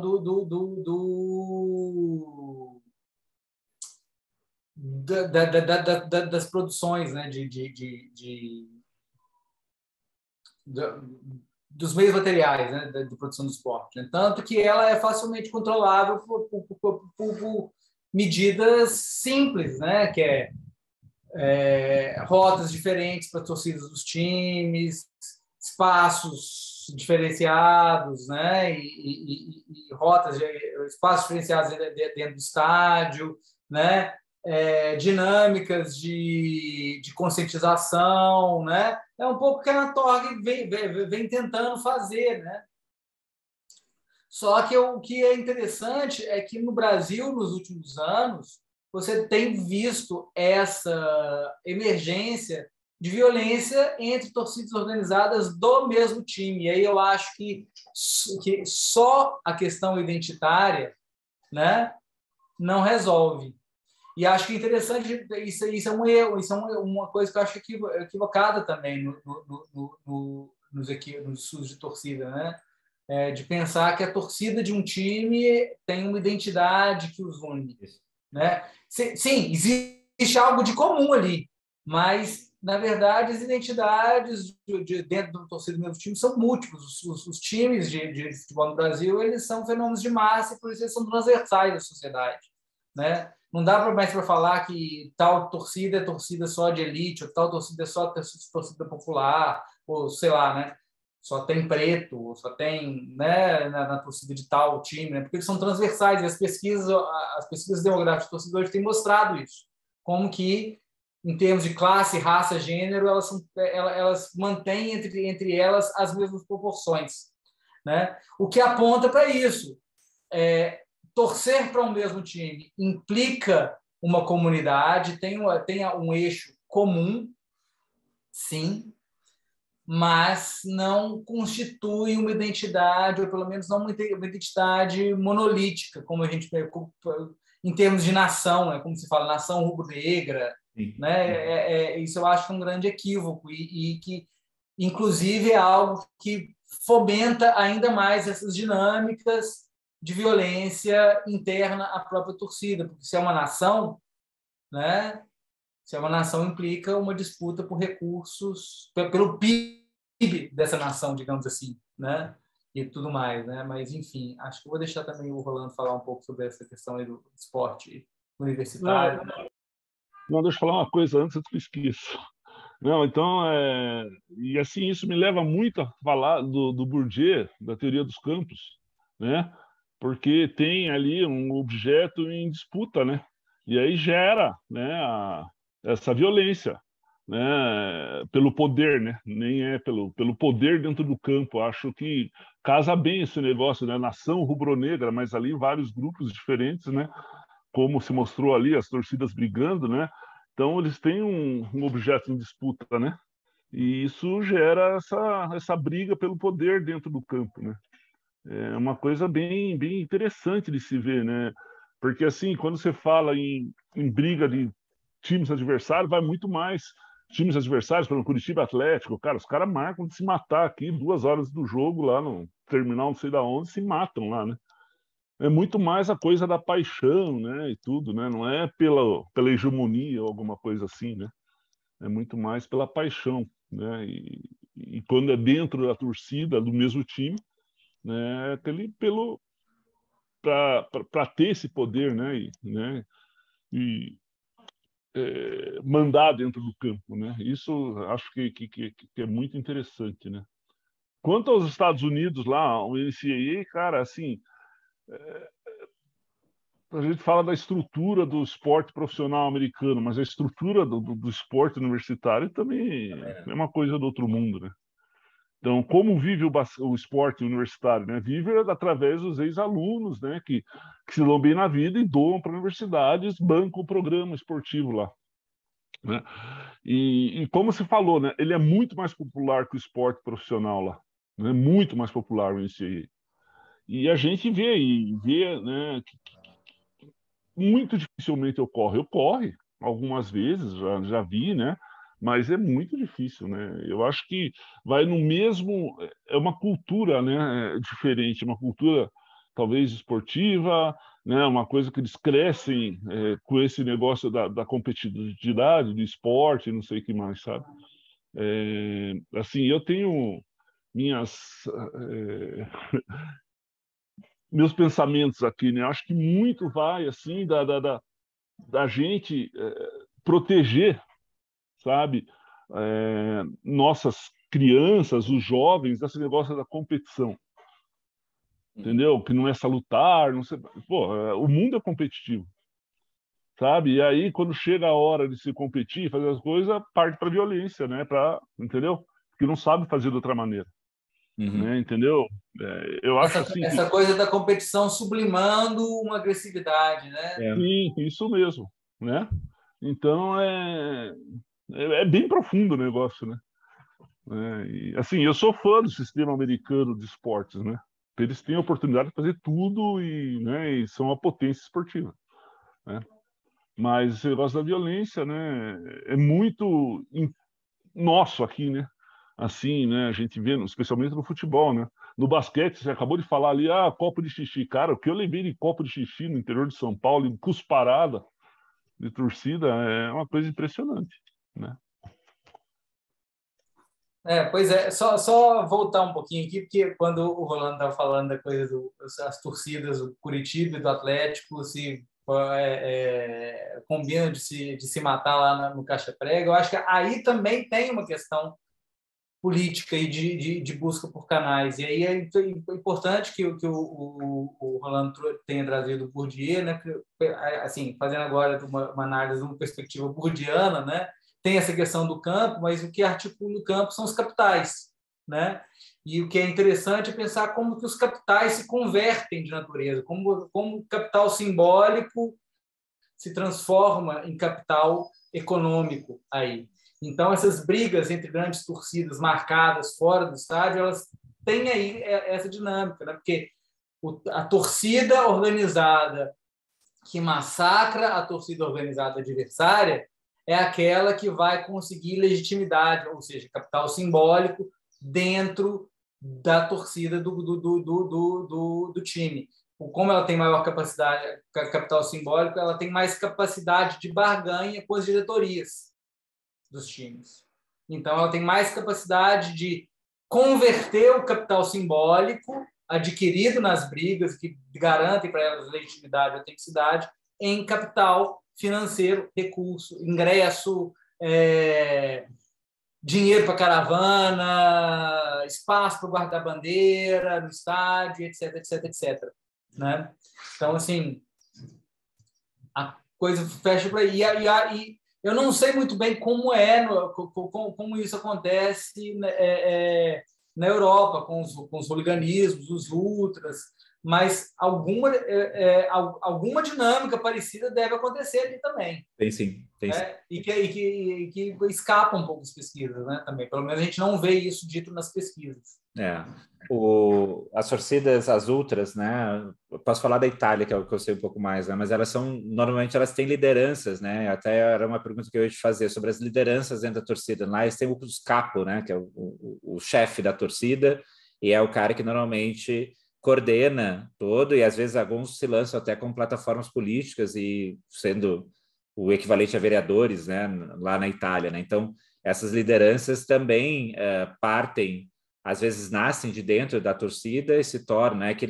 Na Itália é muito claro, né? Aqui algumas torcidas usam aquele cara que fica sempre de costas para o jogo, de frente para a torcida e fazendo sinalização, quase como um maestro de orquestra regendo a torcida, né? Então, tem essas lideranças, são muito claras, e aí eles têm lá os seus doadores também, ajudas do comércio para manufaturar bandeiras, usam muito aqueles...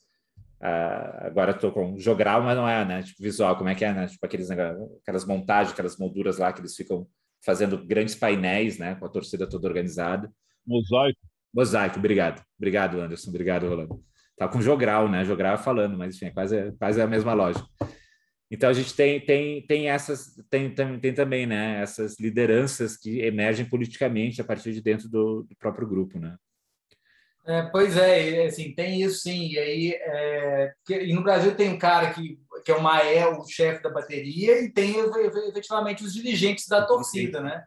E aí esse trabalho que eu falei que faz a etnografia na Young Flu, né? Que esse trabalho é interessante porque ele não consegue ter acesso às informações, então o trabalho é uma série de insinuações de coisas que a gente sabe que acontece, mas não tem como provar, né? E ele o tempo inteiro fala assim, não, como é que é isso? Porque os torcedores da Young Flu têm acesso a ingresso de meia entrada, que são doados para a Young Flu como gratuitos, então eles embolsam essa meia entrada para eles, é feita uma contabilidade num caderninho de notas tosco, e aí, de repente, chefes da torcida e pessoas que trabalham na administração do time aparecem de carro novo. Sim. Né? O trabalho faz umas insinuações desse tipo que ele não consegue demonstrar, porque, enfim, né? É um mestrado, o menino deve ter ficado lá um mês fazendo, e aí a pressão do campo também tipo, não entra nessa seara que você vai estudar mal, não entra nessa seara que você vai estudar mal, etc, etc, etc. Interessante que depois eu fui ver o que o menino estava fazendo de doutorado, ele foi pesquisar outra coisa. Não.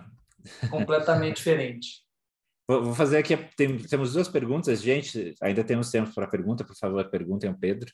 Vou fazer do Cássio fez longa aqui, mas vou tentar resumir. Ele fala sobre uma torcida não organizada do Inter, a Guarda Popular, né? Tipo, não organizada como as argentinas, que de 2006 a 2010 produziu muitas músicas que pegaram no estádio, inclusive a versão de Brasília Amarela que o Flamengo quibou. Essa grande produção coincidiu com o período de muitas conquistas do Inter, né? 2006 a 2010, talvez seja o período moderno aí do Inter mais vitorioso. Mas o ponto é, as músicas eram propostas e ensaiadas, rascunhadas no Orkut. Depois desse período, eu acho que aí ele está fazendo a temporalidade, que o Orkut vai mais ou menos acabar para 2010, 2011, né? Depois desse período, a produção estancou e hoje só se repetem as mesmas músicas. Você já pensou em algum trabalho sobre essa relação entre as materialidades da comunicação e as formas de expressão estética das torcidas?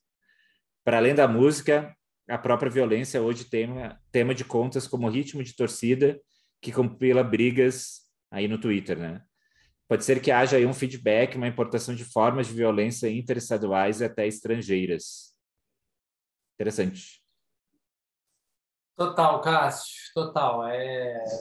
Completamente, né? Assim, primeira coisa, acho que é o seguinte, eu não conheço essa torcida do Inter, mas é bom destacar que as principais barras bravas argentinas, embora elas não tenham um estatuto, não tenham uma institucionalidade, elas funcionam como grupos organizados, com chefes, esses caras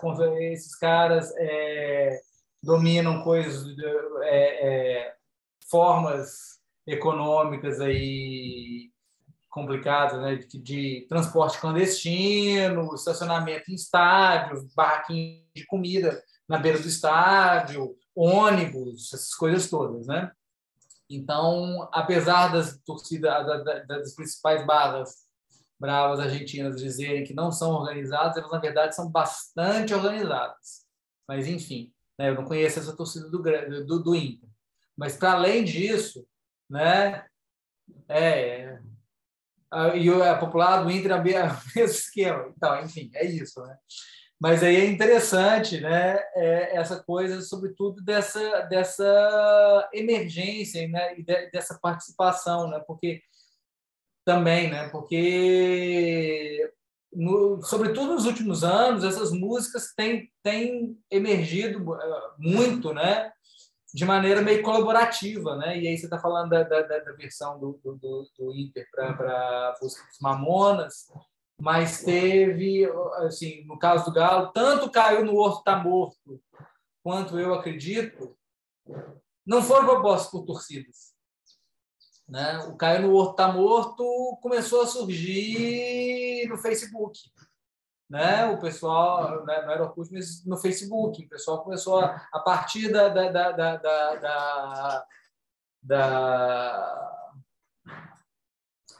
invencibilidade do Galo, né, na área de independência, a coisa começou a aparecer como bordão em rede social e, de repente, o estádio inteiro estava cantando antes e no final do jogo. Né? Eu acredito a mesma coisa. Eu acredito que se narra é que um torcedor, que é um tuiteiro razoavelmente popular, era razoavelmente popular do Galo, né, que tinha um blog do Galo, né, começa a fazer para a Libertadores de 2013 o slogan Yes, we can, né, brincando com Yes, we can do Obama. Uhum. Né?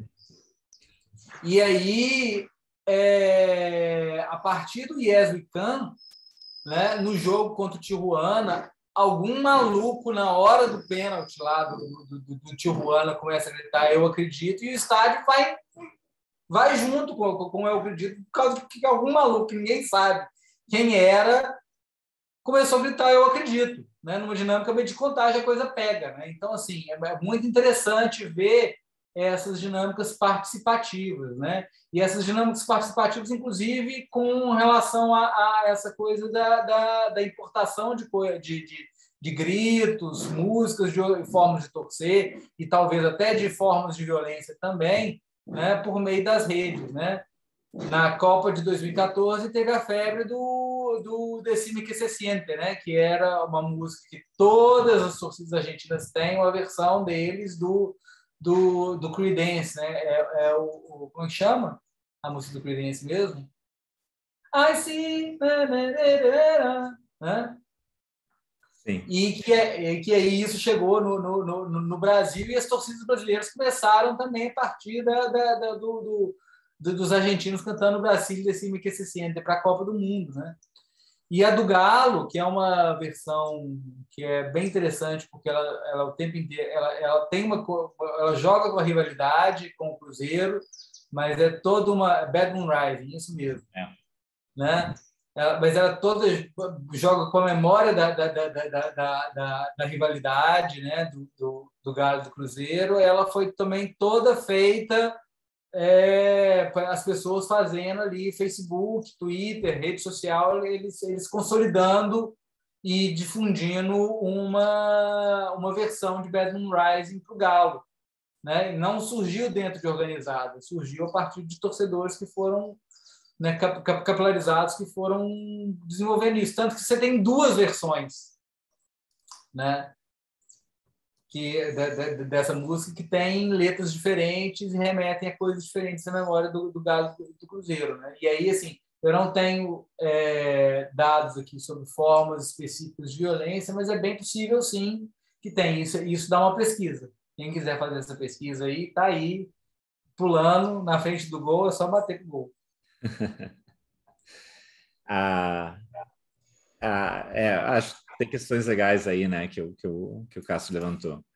Eu lembro de ver muito tempo atrás também, isso, uma matéria, era essa época que o Corinthians estava com o Ronaldão de novo, com o Ronaldo, e aí era sobre isso também, sobre os caras que faziam músicas para a torcida do Corinthians e eles tinham um grupo no Facebook, era sobre esse grupo do Facebook, estava anos atrás. A Maria do Socorro também faz uma pergunta legal aqui, que é: o estádio de futebol é um espaço importante de disputa para pensar nos diversos tipos de violências, tanto física quanto simbólicas. E essa última, a violência simbólica, parece ser menos questionada, sobretudo quando se trata das questões de gênero. Na sua pesquisa, você conseguiu observar algo sobre essa perspectiva? Violência de gênero? Beleza, Maria Socorro. Concordo com você na verdade, eu diria que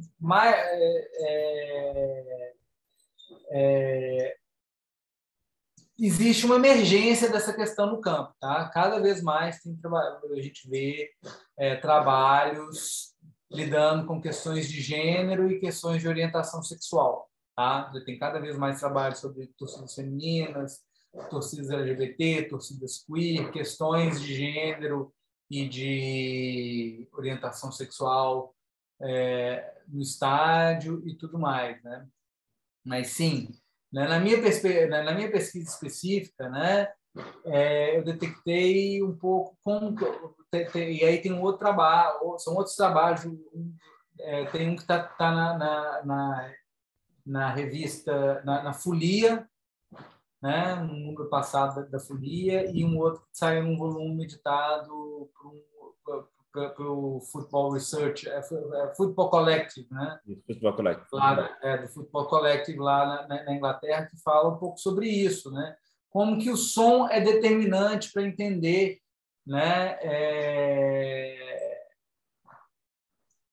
essas dinâmicas de violência simbólica de gênero, né? Sobretudo na questão dos palavrões, né? Porque a questão de gênero no futebol está muito ligada à questão da rivalidade, mas, sobretudo, à questão da jocosidade, que é da relação de amizade entre torcedores que são amigos, mas que torcem para times diferentes, né?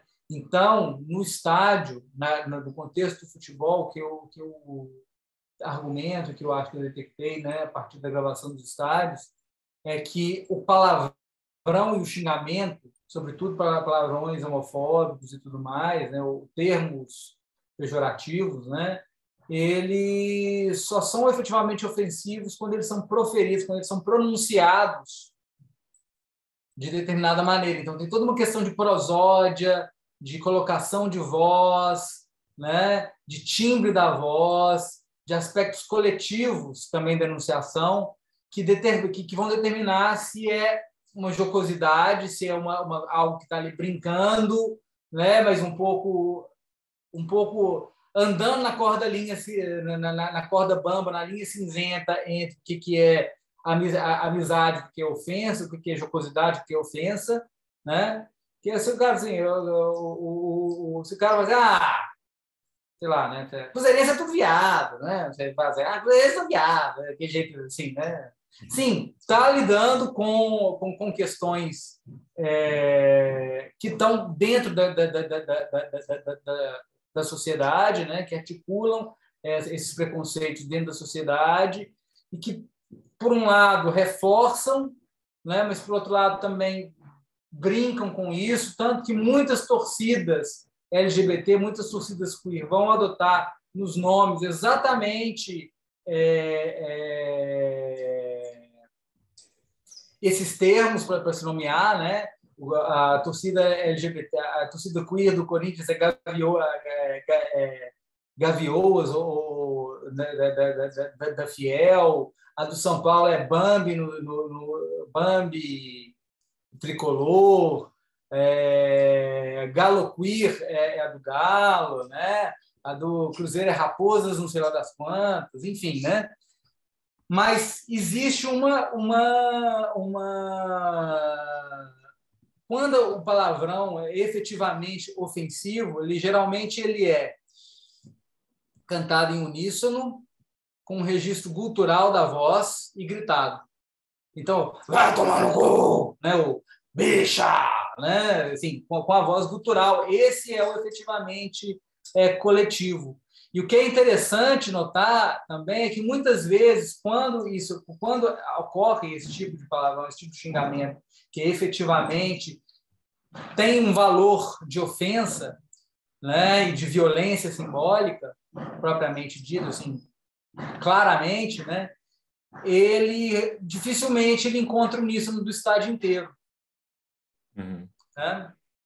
Dificilmente ele encontra uníssono do estádio inteiro, né? E é interessante notar às vezes como como certas torcidas organizadas inserem esses xingamentos em músicas que são já tidas como patrimônio do time, né? Em pontos específicos, e o resto do estádio não ecoa. É só a torcida organizada principal que insere em determinados momentos aquele palavrão, né? E tudo mais. E tem uma outra dinâmica também, que alguns desses xingamentos são também formas de insurreição. Né? Quando a torcida manda o juiz tomar no cu porque um pênalti não foi marcado, né?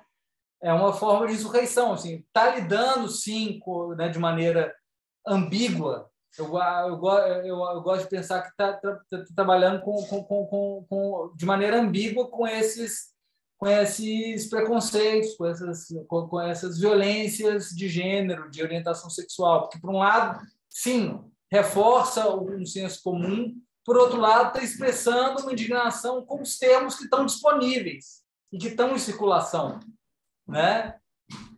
Na sociedade e tudo mais. Então, é uma questão muito complicada e muito ambígua. Não dá para, assim, por um lado, não dá para ser condescendente, né, e dizer que é isso mesmo, não, tem que xingar o juiz, mandar ele tomar no cu mesmo, né? Dá para ser assim também, mas, ao mesmo tempo, tem que entender que esse é o repertório, né? E que, na verdade, a coisa só assume um valor mesmo de ofensa e de desigualdade ou de constituição de hierarquias quando ele tem esse som, né?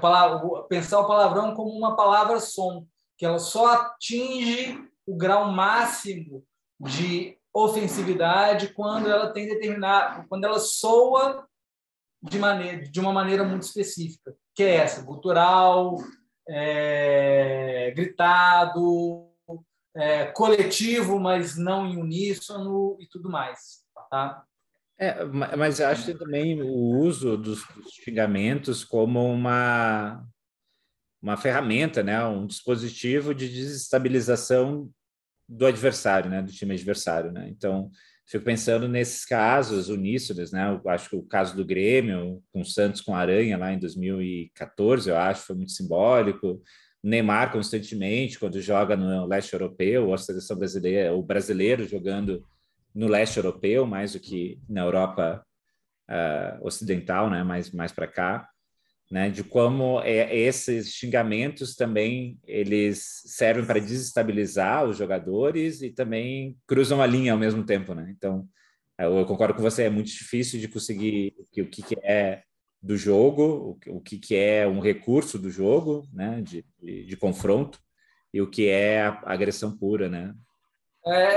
Nesse caso, é isso, né? Assim, ele tem essa função de desestabilizar, mas ele reifica o preconceito, reifica o senso comum, né? E tudo mais. Agora, é interessante notar também que, como às vezes esses recursos eles jogam contra, porque a coisa de gritar bicha quando o goleiro ia bater o tiro de meta, quando a bola era recuada para o goleiro, né? Assim.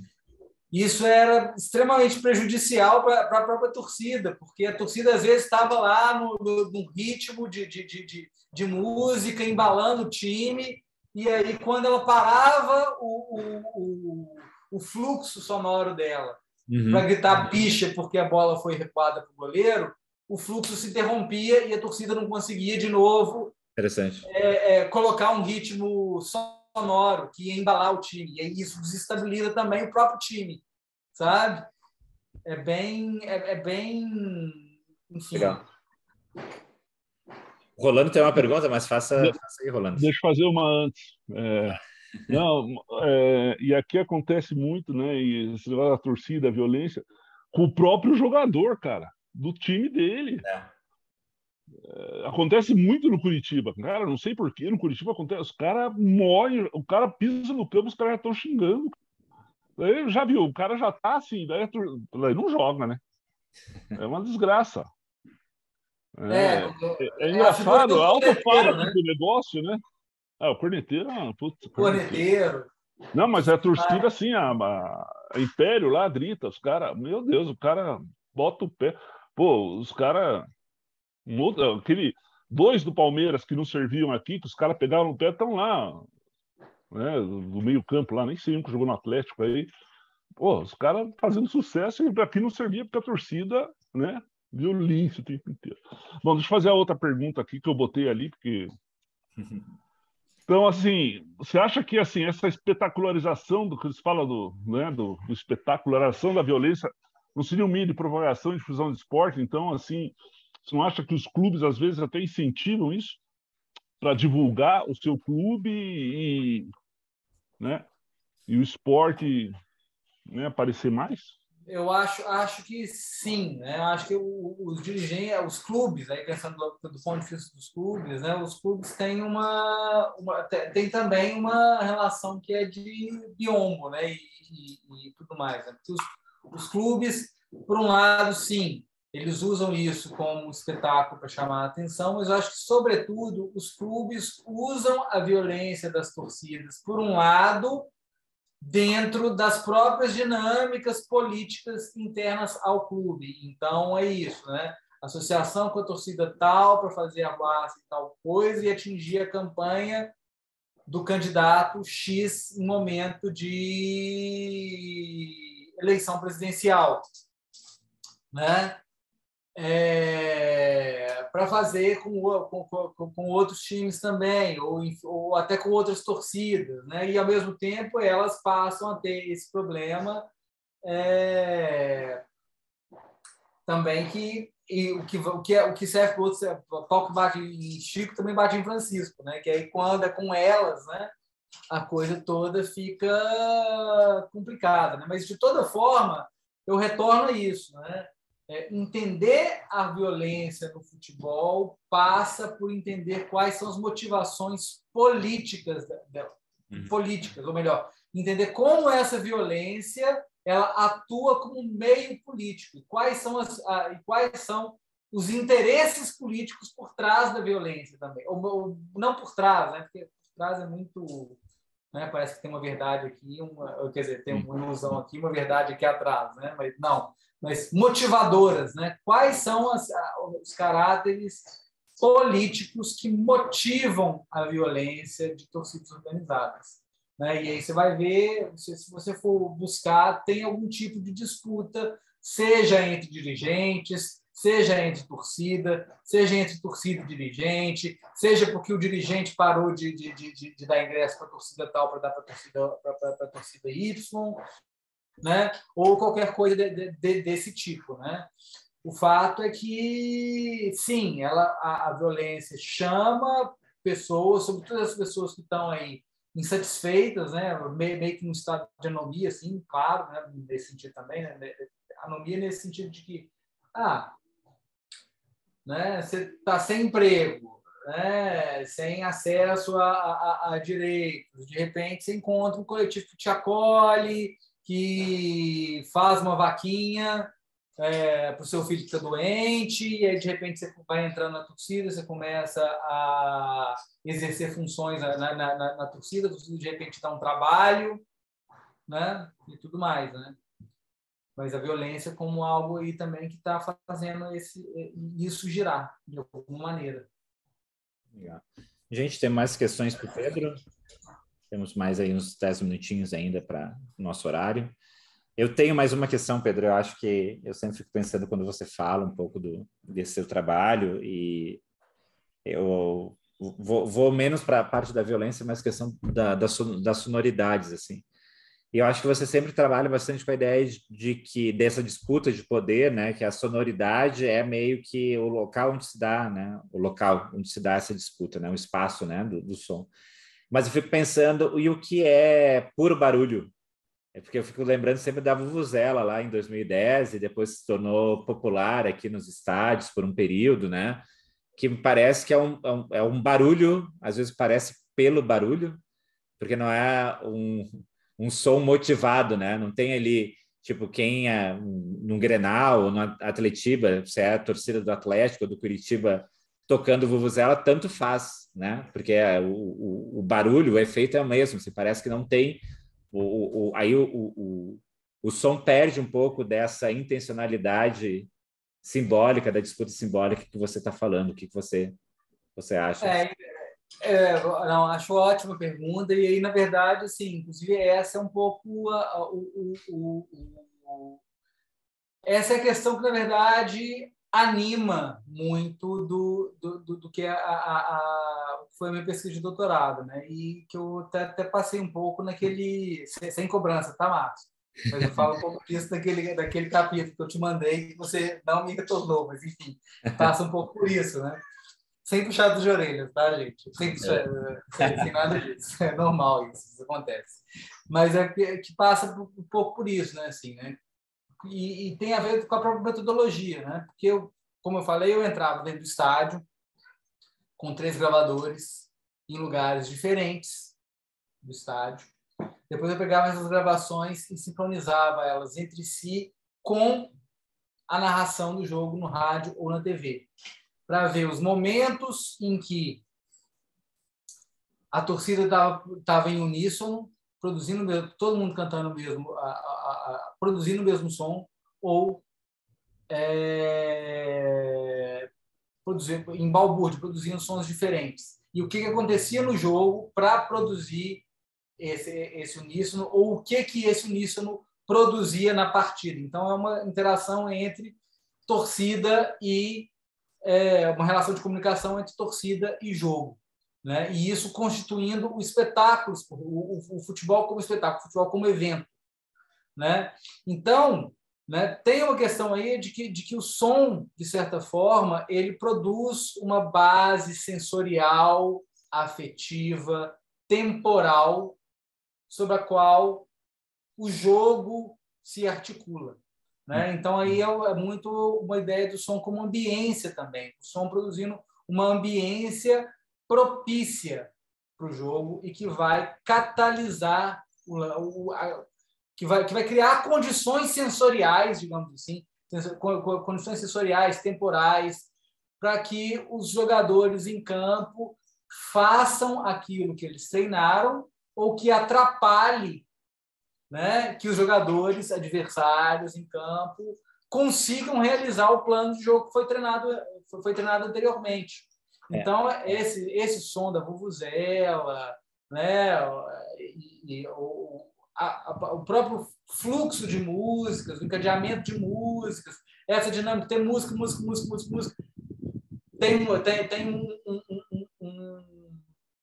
um lance perigoso, a torcida grita, né, que rompe com esse ritmo, né, e tudo mais. São formas de criar condições temporais, rítmicas, sensoriais para o desempenho dos atletas em campo. Né? Então, essa ideia de ambiência como a produção de um espaço sensível, né, que afeta a atuação das pessoas, né, nas práticas que elas desempenham, mas não no sentido de afeto um para um, né, mas afeto no sentido de que as pessoas construem espaço, o espaço afeta a atuação das pessoas e aí realimenta a produção desse espaço, né? De pensar o seguinte, né?